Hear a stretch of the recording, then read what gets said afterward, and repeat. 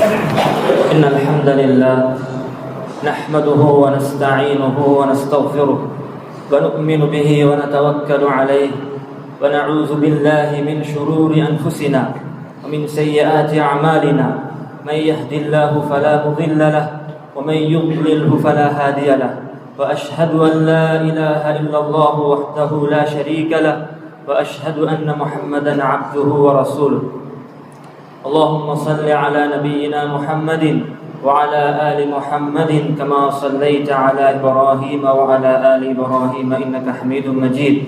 أما بعد، فقال الله تبارك وتعالى: أعوذ بالله من الشيطان الرجيم. بسم الله الرحمن الرحيم. يا أيها الذين آمنوا اتقوا الله ولتنظر نفس ما قدمت لغد واتقوا الله إن الله خبير بما تعملون. ولا تكونوا كالذين نسوا الله فأنساهم أنفسهم أولئك هم الفاسقون. صدق الله العظيم. எல்லா புகழும் இவ்வுலகத்தை படைத்து பரிபாலிக்கக்கூடிய அல்லாஹு தஆலாவுக்கு சொந்தமானதாகும். ஸலவாத்தும் ஸலாமும் எங்கள் உயிரிலும் மேலான ஹஸரத் முஹம்மது ஸல்லல்லாஹு அலைஹி வஸல்லம் அவர்கள் மீதும், அன்னாரை பின்பற்றிய உத்தம சஹாபாக்கள், தாபிஊன்கள், தபுஉத் தாபிஈன்கள் மற்றும் கியாமத் நாள் வரை வரக்கூடிய அனைத்து முஸ்லிமான முஃமினான ஆண்கள் பெண்கள் மீதும் உண்டாகட்டும். கண்ணியமான அல்லாஹ்வின் நல்லடியார்களே, பெரியவர்களே, சகோதரர்களே, எல்லா சந்தர்ப்பத்திலும் எல்லா கட்டத்திலும் அல்லாஹ்வை அஞ்சி பயந்து தக்வாவுடன் வாழுமாறு முதலில் அடியனுக்கும் அப்பால் உங்களுக்கும் தக்வாவை கொண்டு வசியத் செய்து கொள்கின்றேன். கண்ணியமான அல்லாஹ்வின் நல்லடியார்களே, சகோதரர்களே, நபி ஸல்லல்லாஹு அலைஹி வஸல்லம் அவர்களுடைய வெளிச்சமான வார்த்தைகளான இந்த ஹதீஸ்களை தொகுப்பதற்காக வேண்டி பல உலமாக்கள் தன்னுடைய வாழ்க்கையை தியாகம் செய்தார். அந்த தியாகம் செய்த உலமாக்கல்ல எங்கள் எல்லோருக்கும் தெரிந்த ஒரு இமாம் தான் இமாம் புகாரி ரஹ்மத்துல்லாஹி அலைஹி அவர்கள். அவர்கள் புகாரா என்று சொல்ற ஒரு பகுதியில் பிறந்தார்கள். புகாராவுடைய பகுதி பொதுவாக அது ஆரம்பத்தில் அரபிகளாக, அரபு பேசக்கூடிய மக்களாக அது இருந்த ஒரு ஊர் அல்ல. அது பாரசீக பேசப்பட்ட ஒரு ஊராக இருந்தாலும் பின்னால சஹாபாக்கள் அந்த ஊர்களை கைப்பற்றியதுக்கு பின்னால முதலாவதாக அரபு பாஷையை படித்து கொடுப்பார்கள். பின்னால் அந்த மக்கள் சர்வசாதாரணமாக அந்த பாஷையை பேச ஆரம்பித்திருவார்கள். இமாம் புகாரி ரஹ்மத்துல்லாஹி அலைஹி அவர்களும் அவர்கள் பிறந்ததிலிருந்தே அவர்கள் அரபு பேச அவர்கள் கற்றுக்கொண்டார்கள். அவருடைய தாய்மொழியாகவே அது மாறிவிட்டது. இதனால ஹதீஸ்களை பாடமாக்குறதுக்கு, அதை பரப்புறதுக்கு அவங்களுக்கு இலகுவாகும். கண்ணியமானவர்களே, தன்னுடைய வாழ்க்கையை இதற்காக வேண்டி அவர்கள் தியாகம் செய்தார்கள். அவருடைய சிறு பிராயத்திலே அவங்களுடைய தந்தை இஸ்மாயில் ரஹ்மத்துல்லாஹி அலைஹி அவர்கள் மரணித்து விட்டார்கள். அவர்கள் மௌத்தாகும் பொழுது சில பணங்களை விட்டுட்டு போனார்கள். போகும் பொழுது சொன்னார்கள், இந்த விட்டுட்டு போற பணங்கள்ல ஒரு திர்ஹம் கூட இது ஹராமான முறையில சம்பாதித்த சம்பாத்தியம் அல்ல. அது ஹராம் ஒரு பக்கம் இருக்க, ஹராம் என்ற சந்தேகத்தில் கூட ஒரு திர்ஹம் கூட இந்த விட்டுட்டு போற பணத்துல கிடையாது என்று ஒரு உத்தரவாதத்தை கொடுத்து விட்டு தான் மூத்தாயினார்கள். அந்த பணத்தை முழுமையாக அவருடைய தாய் இவருடைய கல்விக்காக வேண்டி, ஹதீஸை படிப்பதற்காக வேண்டி செலவழித்தார்கள். பெரும் ஒரு இமாமாக மாறினார். கண்ணியமான அல்லாஹ்வின் நல்லடியார்களே, சகோதரர்களே, எங்களுடைய பிள்ளைகள் அவங்க சாலிஹான பிள்ளைகளாக வாரத்துக்கு ஒரு அடிப்படை தான் எங்களோட சம்பாத்தியம். அது ஹலாலாக இருக்கவே. கண்ணியமான அல்லாஹ்வின் நல்லடியார்களே, சகோதரர்களே, அந்த அடிப்படையில 10 வருடங்களுக்கும் மேலாக 17-20 வருடங்களாக அவங்க முயற்சி செஞ்சு தொகுத்த ஒரு சஹீஹான கிரந்தம் தான் அந்த புகாரி ஷரீஃப் என்று சொல்லக்கூடிய அந்த ஹதீஸ் கிரந்தம். கண்ணியமான அல்லாஹ்வின் நல்லடியார்களே, சகோதரர்களே, அதில் சுமாராக அவர்கள் 7500க்கும் மேற்பட்ட பாடங்களை, தலைப்புகளை கொண்டு வந்திருக்கின்றார்கள். 3500க்கும் மேற்பட்ட பாடங்களை கொண்டு வந்திருக்கின்றார்கள். 7500 ஹதீஸ்களை கொண்டு வந்திருக்கின்றார்கள். கண்ணியமான அல்லாஹ்வின் நல்லடியார்களே, சகோதரர்களே, அத்தனை ஹதீஸ்களுக்கு மத்தியில் அவர்கள் அவருடைய கிதாபை ஆரம்பித்த ஹதீஸ் அது இன்னமல் அஅமாலு பின்னியாத். கண்ணியமான அல்லாஹ்வின் நல்லடியார்களே, சகோதரர்களே, இன்னமல் அமாலு பின்னியாத் என்ற இந்த ஹதீஸை கொண்டு அவ்வளவு ஹதீஸ்கள் இருக்கத்தக்கன. இந்த ஹதீஸை வைத்து ஏன் அவருடைய கிரந்தத்தை ஆரம்பிக்க வேண்டும் என்று உலமாக்கள் பல விளக்கங்களை சொல்லியிருக்கின்றார். கண்ணியமான அல்லாஹ்வின் நல்லடியார்களே, சகோதரர்களே, அந்த ஹதீஸுக்கு சொல்லக்கூடிய ஒரு விளக்கம் தான், அமல்கள் நிச்சயமாக அமல்கள் ஏற்றுக்கொள்ளப்படுவதெல்லாம் ஒரு மனிதனுடைய எண்ணத்தை பொறுத்து தான். ஒரு எண்ணம் அவனுடைய சீராக இருந்தால் அந்த அமல் ஏற்றுக்கொள்ளப்படும். எண்ணத்தில் முகஸ்துதி, பெருமை, பாராட்டு, புகழ் என்ற இந்த சிந்தனைகள், இந்த எண்ணங்கள் வந்துவிட்டால் அந்த அமல் எவ்வளவு தான் பெரிதாக இருந்தாலும், எவ்வளவு தான் முயற்சி செஞ்சிருந்தாலும் அதில் எந்த விதமான லாபத்தையும் மனிதன் அடைய மாட்டான் என்ற இந்த ஹதீஸை கொண்டு வந்திருக்கின்றார். கண்ணியமான அல்லாஹ்வின் நல்லடியார்களே, சகோதரர்களே, என்ன பாடத்தை அவங்க என்ன விஷயத்தை எங்களுக்கு சொல்றாங்கண்டா, அதற்கு பின்னால கொண்டு வர அந்த 7500 ஹதீஸ அமல் செய்வதன் மூலமாக ஒரு மனிதன் கூலியை அடைய வேண்டும் என்றால் அவனுக்கு இந்த முதல் ஹதீஸ், அந்த எண்ணம் சீராக வேண்டும் என்ற ஹதீஸ் இருந்தால் தான் எல்லா அமலும் கபூல் செய்யப்படும். எனவே கண்ணியமான அல்லாஹ்வின் நல்லடியார்களே, சகோதரர்களே, நாங்க எவ்வளவு அமல்கள் செய்தாலும் எங்கட நியத் அது சீராக இருக்க. ஒரு மனிதர் 20 லட்சம் செலவழிச்சு ஹஜ்ஜிக்கு போறார். அவருடைய நியத் இது அல்லாஹ்வுடைய ஒரு கட்டளை, வசதியான ஆட்களுக்கு அல்லாஹ் விதித்த ஒரு கடமை, எனக்கு அல்லாஹு தஆலா தந்த பணம், இதை நான் கொடுத்து இந்த கடமையை நிறைவேற்ற வேண்டும், இதில் போய் என்னுடைய பாவத்தை நான் துப்புரவாக்கி கொண்டு என்னுடைய வாழ்க்கையில் ஒரு மாற்றத்தோடு நான் வர வேண்டும் என்று நல்ல நோக்கத்தில் போறார். அல்லாஹு தஆலா அந்த ஹஜ்ஜில் பரக்கத் செய்வான், அதில் அவனுக்கு அல்லாஹு தஆலா உதவி செய்வான். அதே போல அதன் மூலமாக பெரும் ஒரு கூலியை ஆகிராவில் அவர் அடைவார். அதற்கு மாற்றமாக உத்தர், இவ்வளவு காலம் நான் ஹஜ்ஜி செய்யல, ஊர்ல எல்லாம் பெரிய பேச்சு ஏச்சி, நான் ஹஜ்ஜி செய்யாதவன் என்று, கஞ்சன் என்று இப்படி எல்லாம் மக்கள் சொல்றாங்க. மக்களுடைய பழிப்ப பயந்து அல்லது தான் ஒரு ஹஜ்ஜாஜி என்று ஹாஜி என்ற பெயர் எடுக்கிறதுக்காக வேண்டி பேருக்கும் புகழுக்கும் ஒருவர் ஹஜ்ஜி செய்கிறார் என்றால் அதில் அல்லாஹ் பரக்கத் செய்ய மாட்டான், அதில் எந்த விதமான லாபத்தையும் அல்லாஹ் கொடுக்கவும் மாட்டான், மறுமையில் அதற்கு எந்த விதமான கூலியும் கிடைக்க மாட்டான். அதற்கு மாற்றமாக இந்த கெட்ட எண்ணத்தோட மோசமான நோக்கத்தோட செஞ்ச இந்த ஹஜ்ஜுக்காக வேண்டி அவர் தண்டிக்கப்படுவார். கண்ணியமான அல்லாஹ்வின் நல்லடியார்களே, சகோதரர்களே, எங்களோட முன்னோர்கள் ஹஜ்ஜி செஞ்சுட்டு வந்து தனக்கு ஹாஜி என்று சொல்றது அவர்கள் வெறுப்பார்கள். யாராவது ஒருத்தர் சொன்னா மனசுல பாரமாக எடுப்பார்கள். ஏன் நான் ஹாஜி என்ற விஷயம் இது மக்கள் பேசி என்னிடத்தில் ஒரு முகஸ்துதி, ஒரு பெருமை வந்துடுமோ என்ற அச்சத்தில் அதை அவர்கள் வெறுத்தார்கள். இன்றைய நிலைமை எப்படி? கல்யாண கார்டு அல் ஹாஜின்னு போடலாட்டி பெரிய பிரச்சனை. கல்யாணத்துக்கே சிலாக்கள் போடல. ஏன் என்ன பேருக்கு முன்னால் அல் ஹாஜ் போடல, இதுதான் பெரிய பிரச்சனை. கண்ணியமான அல்லாஹ்வின் நல்லடியார்களே, சகோதரர்களே, எனவே ஒவ்வொரு அமலும் அல்லாஹுக்காக என்ற அந்த தூய எண்ணத்தோட செய்யற பழக்கத்தை நாம் ஒவ்வொருத்தரும் கொண்டு வரோம். கண்ணியமான அல்லாஹ்வின் நல்லடியார்களே, சகோதரர்களே, எனவே ஒரு மனிதன் அவனுடைய எண்ணம் கெட்டுவிட்டால் அவன் லட்சக்கணக்கு சதகா செய்தாலும் அதில் எந்த விதமான லாபத்தையும் பயனையும் அவன் அடைய மாட்டான். அதற்கு மாற்றமாக ஒரு மனிதனுடைய தூய எண்ணம் இருக்குது, அல்லாஹுக்காக என்ற எண்ணம் இருக்குது.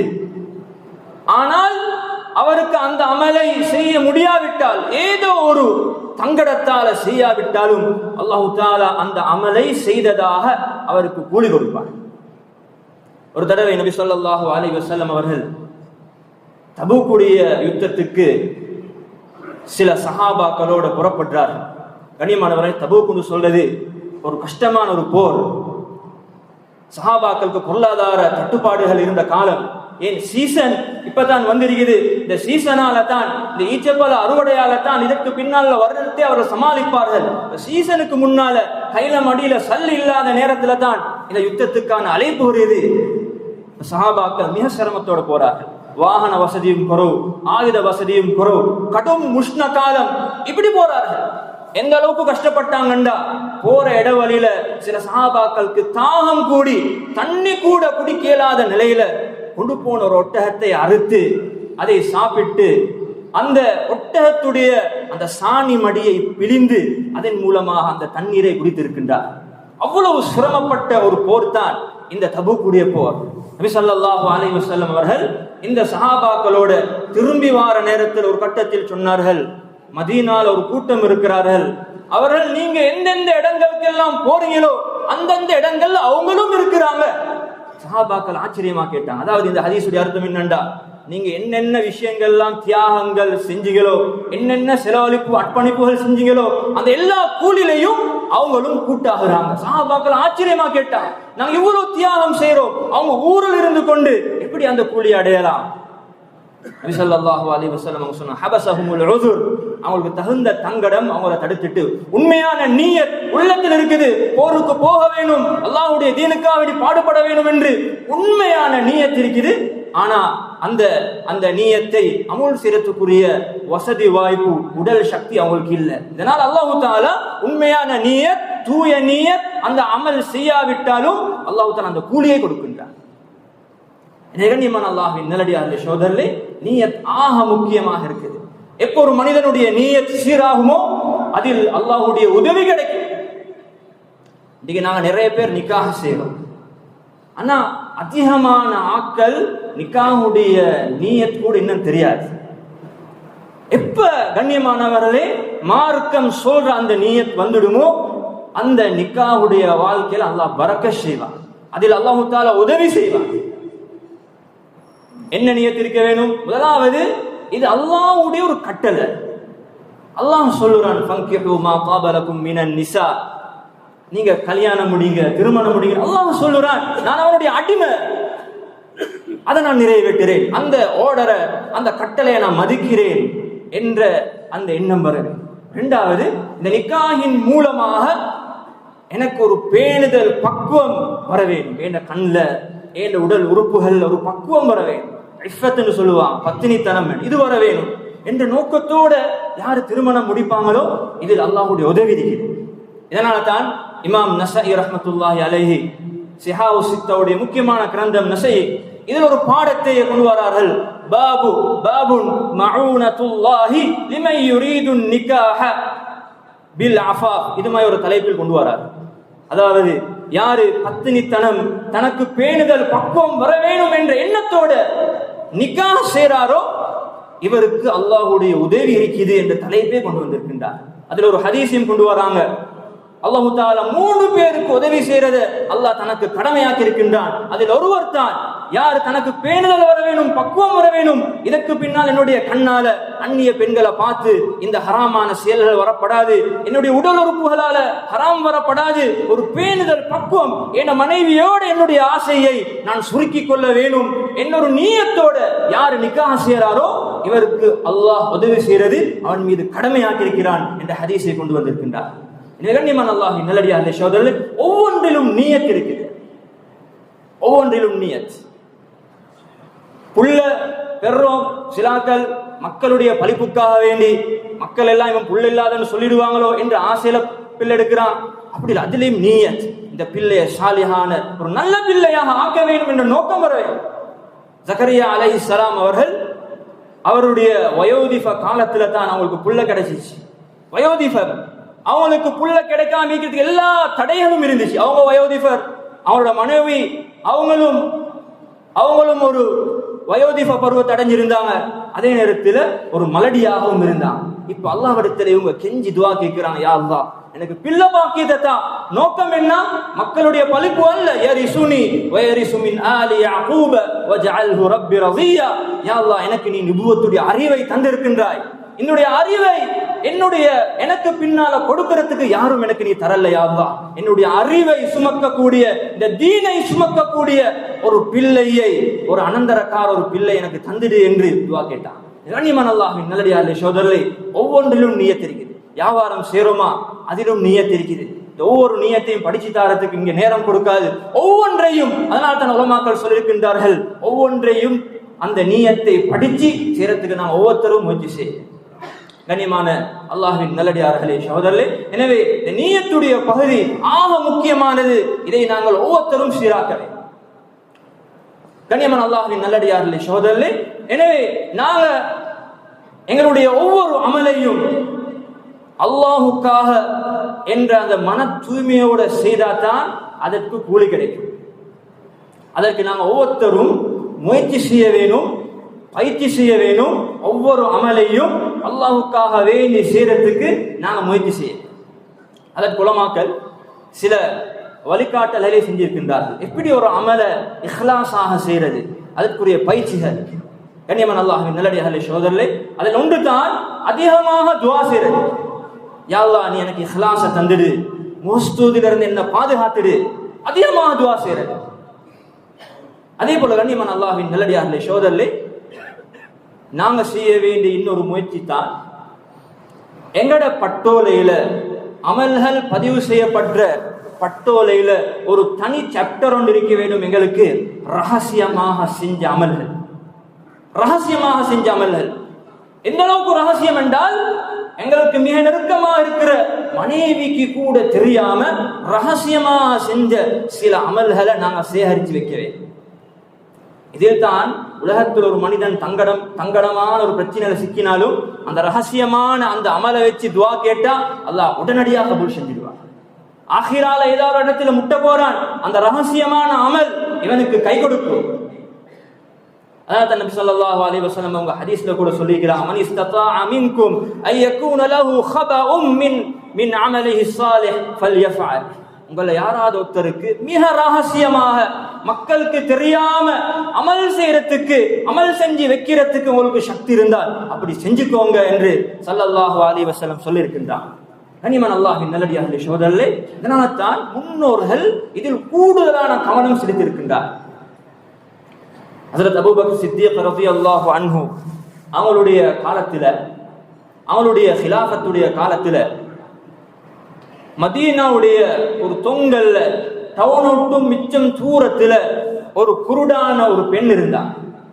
ஹஜ்ரத் உமர் ரலியல்லாஹு அன்ஹு அவங்க இந்த பெண்ணை இனம் கண்டு அவங்க யோசிக்கிறாங்க, இரவுல போய் இந்த பெண்ணுடைய எல்லா தேவைகளையும் யாருக்கும் தெரியாம போய் செஞ்சு விட்டு ரகசியமான ஒரு அமலை செய்ய வேண்டும் என்று யோசிச்சு போறான்.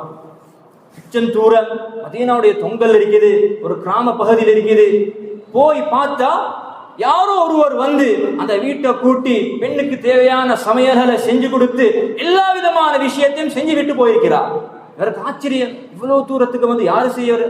இவ்வாறு பல தடவைகள் முயற்சி செய்கின்றார்கள். பல தடவையும் யாரோ ஒருவர் வந்து அந்த பெண்ணுக்குரிய எல்லா தேவையும் செஞ்சு கொடுத்துட்டு போறார். இவர் ஒரு நாள் இது யாரு வாரது என்று அவர் ஒளிஞ்சின்று பார்க்கிறாரு. கண்ணியமானவர்களே, அந்த நேரத்தில் அவர் ஆச்சரியப்பட்ட திடுக்கிட்டு போறார். வாரது வேற யாரும் இல்ல, அந்த நாட்டுடைய அந்த இஸ்லாமிய ஹிலாஃபத்துடைய ஹலீஃபா அபூபக்கர் சித்தீக் ரலியல்லாஹு அன்ஹு அவர்கள் வந்துவிட்டு எல்லா விதமான ஹிதுமாத்துகளையும் செய்துவிட்டு அவர் போய் கொண்டிருக்கின்றார். கண்ணியமானவர்களே, இவ்வாறு தான் சஹாபாக்கள் ரகசியமான முறையில அமல்கள் செய்யறதுக்கு மிச்சம் முயற்சி செஞ்சார்.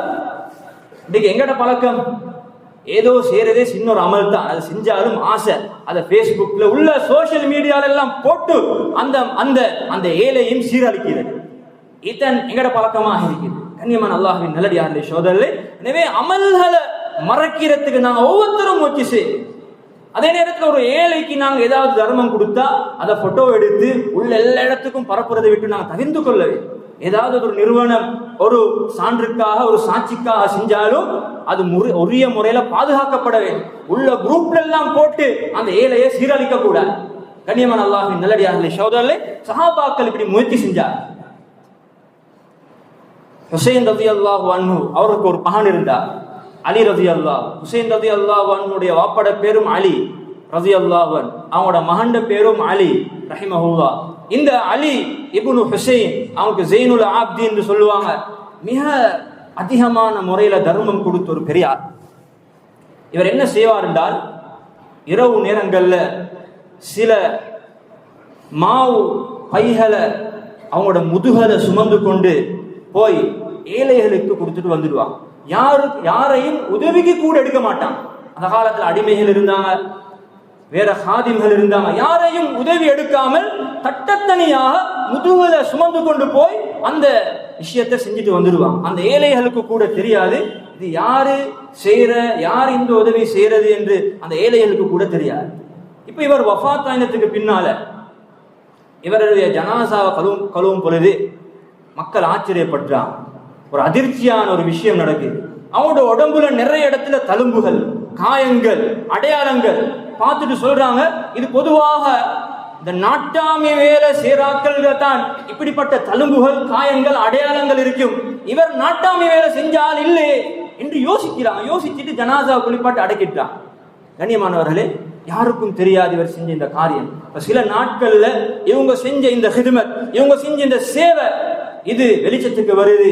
இவங்க எந்தெந்த ஏழைகளை பொறுப்பெடுத்தாங்களோ, ராவில போய் உணவுகளை சப்ளை பண்ணினாங்களோ, இப்ப இந்த ஏழைகளுக்கு சாப்பாடு வருது இல்ல, பசியில வாடி கஷ்டப்பட்டு கொண்டிருக்கிறாங்க. இப்ப யோசிக்கிறாங்க, இவ்வளவு காலமும் வந்த அந்த மனிதன் யார் யார் என்று யோசிக்கிறாங்க. இப்ப வாரார் இல்லையே, இப்பதான் அவங்களுக்கு தெளிவாகுது.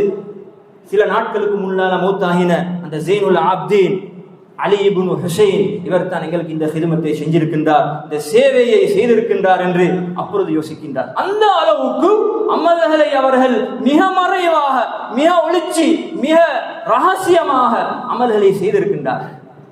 எனவே கண்ணியமான அல்லாஹ்வின் நல்லடியார்களே, சகோதரர்களே, நாங்களும் ஒவ்வொருத்தரும் இப்படிப்பட்ட அமல்கள் எங்களுக்கு இருக்கிறது. யாருக்கும் தெரியாம எனக்கும் என ரப்புக்கும் மத்தியில மட்டும் தெரிஞ்ச சில ரகசியங்கள் இருக்க வேண்டும். இப்படிப்பட்ட ரகசியங்களுக்கு தான், இப்படிப்பட்ட அமல்களுக்கு தான் பெரும் கூலியை அல்லாஹ் தஆலா வைத்திருக்கின்றார். தாவூத் இப்னு அபீ ஹிந்த் ரஹ்மத்துல்லாஹி அலைஹி நஃபிலான சுன்னத்தான நோன்புகள் 40 வருடங்கள் பிடித்தார்கள். தன்னுடைய மனைவிக்கு கூட தெரியாது. யோசிக்கலாம், இப்படி இதை செஞ்சிருப்பான். சஹருடைய நேரத்துல, தஹஜ்ஜுடைய நேரத்துல யாருக்கும் தெரியாம சஹர் செஞ்சுட்டு கால சாப்பாடு எடுப்பாங்களாம் கைக்கு. கடைக்கு போய் அந்த சாப்பாடை எடுத்துக்கொண்டு கடைக்கு போவார்கள். அவர்கள் தொழில் செய்யற அந்த கடைக்கு போவாங்க. மனைவி யோசிப்பா, குடும்பம் யோசிப்பாங்க, இவர் கடைக்கு போய் கால சாப்பாடை சாப்பிடுவாங்க, நான் போற இடவழியில சதகா கொடுத்துட்டு போய்த்துடுவார். கண்ணியமானவர்களே, பொதுவாக அவர்கள் இரவுடைய சாப்பாடை மகரிபுடைய நேரத்தில் சாப்பிடுவார்கள். மகரிபுக்கு வந்து இஃப்தார் செய்வாரு. ஆனா குடும்பம் யோசிப்பாங்க, இவர் ராவ் சாப்பாடை தான் தின்றாரு. இவ்வாறு ரகசியமான முறையில் 40 வருடங்கள் சுன்னத்தான நோன்புகள் பிடித்திருக்கின்றார். எனவே கண்ணியமான அல்லாஹ்வின் நல்லடியார்களே, சகோதரர்களே, எங்கள்கிட்டையும் ரகசியமான அமல் இருக்கிறது. பகிரங்கமான, அதாவது முகஸ்தூதி அமல்களை விட்டும் நாங்க எங்களை தவிர்த்து கொள்ள வேண்டும். அதில் நாங்கள் பாதுகாப்பு பெற வேண்டும். இவ்வாறான ரகசியமான அமல்களுக்கு தான் பெரும் கூலி இருக்கிறது. நபி ஸல்லல்லாஹு அலைஹி வஸல்லம் சொன்னாங்க, இத்தகுன் நார வலவ் பிஷித்தி தம்ரத்தின், ஒரு ஈச்சப்பழ துண்டை கொடுத்தாவது நீங்க நரகத்திலிருந்து பாதுகாப்பு பெற்றுக்கோங்க. அப்படிப்பட்ட சதகாக்கள் எப்ப பொறுமதி கிடைக்கும் என்றால் ரகசியமா கொடுக்கவே. நாளைய கியாமத் நாள்ல ஒரு முக்கியமான ஒரு கட்டம் தான் மனிதன் அந்த மஹ்ஷருடைய அந்த சிரமம். சூரியன் மிக நெருக்கமாக வந்து அவனை சிரமப்படுத்துறது. சிலர்கள் வேர்வெல்ல மூழ்கி மிக சிரமத்தோடு இருப்பார்கள். உலமாக்கள் சொல்றாங்க, அந்த மஹ்ஷருடைய மைதானத்துல 3 விதமான சிரமம், உஷ்ணம் வரும். ஒன்று சரணசரி, ஆதம் அலைஹிஸ்ஸலாம்ல இருந்து கடைசி மனுஷன் வரகாட்டிலையும் எல்லாரும் ஒன்று சேர்ந்த ஒரு இடம். எவ்வளவு வேர்வை, ஒரு சனம், ஒரு உஷ்ணம் இருக்கும். 2வது நரகம் அந்த இடத்துக்கு கொண்டு வரப்படும். ஒரு சூடான இடத்துக்கு பக்கத்தில் இருந்தா இன்னும் உஷ்ணம் அடிக்கும். 3வது சொல்றாங்க, அந்த சூரியன் மிக நெருக்கமாக வார். கண்ணியமானவர்களே, இந்த உஷ்ணத்திலிருந்து, இந்த கஷ்டத்திலிருந்து சில மக்கள் அல்லாஹ் தஆலா பாதுகாப்பான். அதில் ஒரு கூட்டம் தான் ரஜுலுன் தஸத்தக பிஸதகத்தின் ஃபஅஃபாஹா அன் ஷிமாலிஹி மா துன்ஃபிகு யமீனு. ஒரு மனிதன் சதகா கொடுக்கிறான். இந்த அளவுக்கு மறைச்சு கொடுக்கிறான் என்றால், தன்னுடைய வலது கையால கொடுத்த அந்த சதகா அந்த கைக்கு மிக நெருக்கமாக இருக்கிற இடது கைக்கு கூட தெரியாது. அந்த அளவுக்கு மறைவாக கொடுக்கிறான். கனிமான் அல்லாஹ்வின் நல்லடியார்களே, சகோதரர்களே, எனவே நாங்களும் இந்த காலத்துல நிறைய முறைகள் இருக்குது. யோசிச்ச நிறைய முறைகள் எங்களுக்கு கையாளலாம். அதுல எங்களுக்கு லேசான ஒரு முறை தான், ஒரு ஏழையுடைய ஒரு அக்கௌண்ட்டை ஏதோ ஒரு முறையில நாங்க தெரிஞ்செடுத்து அவருக்கு தெரியாமலேயே நாங்க சல்லிகளை போட்டு அவருக்கு ஒரு கோலை கொடுக்கறது தெரியாத ஒரு நம்பரால அவங்களுக்கு ஒரு சல்லி வந்திருக்கு எடுத்துக்கோங்க என்று சொல்லி, இப்படி எனக்கும் என ரப்புக்கும் மத்தியில மட்டும் தெரியக்கூடிய சில அமல்களை வச்சு கொண்டாதான் உலகத்திலையும் எங்களுக்கு தப்பிச்சு கொள்ளலாம், ஆகிராலையும் தப்பிச்சு கொள்ளலாம். அல்லாஹ் சுப்ஹானஹு வ தஆலா நம் அனைவருக்கும் இப்படிப்பட்ட அமல்களை செய்து ஈருலகத்திலையும் வெற்றிகரமான வாழ்க்கையை வாழ்வதற்கு தௌஃபீக் செய்வானாக. வ ஆகிரு தஅவானா அனில் ஹம்துலில்லாஹி ரப்பில் ஆலமீன். இன்னல் ஹம்தலில்லாஹ்